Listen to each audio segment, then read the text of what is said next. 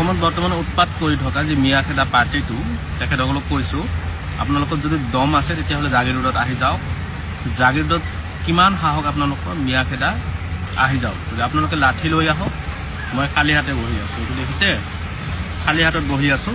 দম থাকিলে আহি যাওক জাগিৰোডত। ইমান অত্যাচাৰ আমাৰ সহ্য নহয়। জাগিৰোডত আহি চাওক, কিমান মিয়া মানুহ আমি কাম কৰি আছোঁ। ইয়াত মিয়াৰে ভৰি আছে, মিয়া লেবাৰ আছে, চব মিয়া হয় ইয়াত। যদি দম আছে জাগিৰোডত আহি চাওক, মিয়া খেদি চাওক, তেতিয়া বুজাই দিম মিয়াকো কি বস্তু, মিয়াৰ গাত হাত দিয়া কিমান সাহস।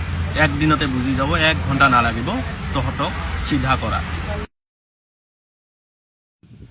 গাইজ আপোনালোকে শুনিলেই চাগে এই মিয়াজনৰ কথা কি বুলি কৈছে। মানে মিয়াবিলাকে মানে একদম পাগল মানে চবতছে পাগল মানুহৰ ভিতৰত হৈছে মিয়া মানুহবিলাকে চবতছে পাগল। আৰু কেলা ইমান দম দিছে, কেলা কি বুলি ক'ম বে।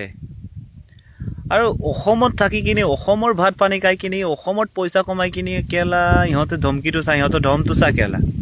এটা কেলা অসমত থাকিব দিব নালাগে। মোৰ মতে ঠিকেই কৰিছে মামাই, যিটো কাম কৰিছিলে, যিটো উচ্ছেদ কৰিছে ৰাইজৰ কাৰণেই কৰিছে। কিছুমান মানুহে এইটো বেয়া পায়, কাৰণ বেয়া পাবলগীয়া কোনো কথাই নাই। মোৰ মতে নিজৰ ধৰ্মটোৰ কাৰণে কৰিছে, নিজৰ জাতিটোক লৈ কৰিছে, নিজৰ ৰাইজৰ কাৰণে কৰিছে, অসমৰ কাৰণে কৰিছে।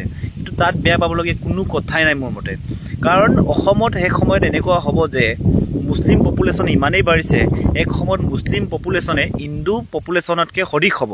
তেতিয়া চাবি মোৰ ঘৰৰ ল'ৰা ছোৱালীয়ে, আপোনালোকৰ ঘৰৰ ল'ৰা ছোৱালীয়ে ঘৰৰ বাহিৰলৈ যাবলৈকে আহক নাপাবগৈ, কাৰণ ভয় কৰিবগৈ। কাৰণ মুছলিম মানুহ এনেকুৱা যে কেঁচাই মানুহক জিন্দাই মাৰিব পাৰে সিহঁতৰ মানুহবিলাকে। আমাৰ হিন্দু মানুহবিলাকে কি কৰে, এজন মানুহক যদি মাৰিবলৈ হয়, কিহৰ কাৰণে হ'ল চব ডিটেইল উলিয়াব, তেতিয়াহে আমাৰ মানুহবিলাকে আইন ব্যৱস্থা কৰে। কিন্তু ডাইৰেক্ট আমাৰ মানুহে নামাৰে, কেতিয়াও ভাবি চিন্তি কৰে আমাৰ মানুহবিলাকে, কেতিয়াও